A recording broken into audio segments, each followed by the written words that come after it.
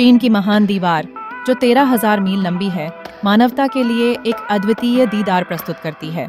इसके पहाड़ों, रेगिस्तानों और विशाल घास के मैदानों के बीच फैली हुई दीवार केवल एक संरचना नहीं है, बल्कि इसकी कहानी इतिहास के कई अध्यायों में बंटी हुई है।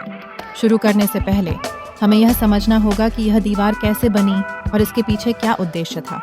महान दीवार की कहानी 7वीं शताब्दी ईसा पूर्व से शुरू होती है, जब विभिन्न चीनी राज्यों ने अपनी रक्षा के लिए छोटी दीवारों का निर्माण किया।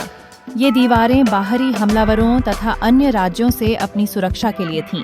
किन शी हुआंग, जिनकी महत्वाकांक्षा ने दीवार को एकीकृत किया, ने 221 ईसा पूर्व में इन छोटी दीवारों को जोड़ने और विस्तार करने का आदेश दिया, जिससे पहली महान दीवार बनाई गई। उनके साम्राज्य ने चीन की संपूर्णता को एक व्यवस्था में बांधने का कार्य किया।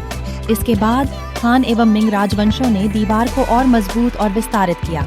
हान राजवंश ने इसे महान रेशम मार्ग की रक्षा के लिए व्यवस्थित किया, जबकि मिंग राजवंश ने इसे ईंट और पत्थर से नया स्वरूप देने के लिए महत्वपूर्ण काम किया। मिंग राजवंश ने किलों और वॉच टावर के निर्माण में बहुत बड़ा योगदान दिया, और इसी कारण हमें आज की दीवार इस रूप में देखने को मिलती है। महान दीवार के साथ कई मिथकों और सच्चाइयों का जाल भी जुड़ा है।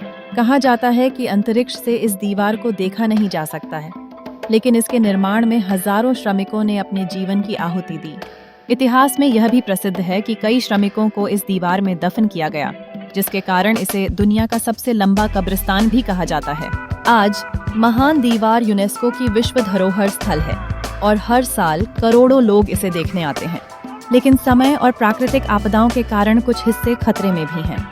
इस दीवार का महत्व केवल एक रक्षा प्रणाली के रूप में नहीं, बल्कि यह चीन की संस्कृति, संघर्ष और मानव इच्छा शक्ति का प्रतीक है। इस अद्वितीय धरोहर का संरक्षण करना हमारी जिम्मेदारी है।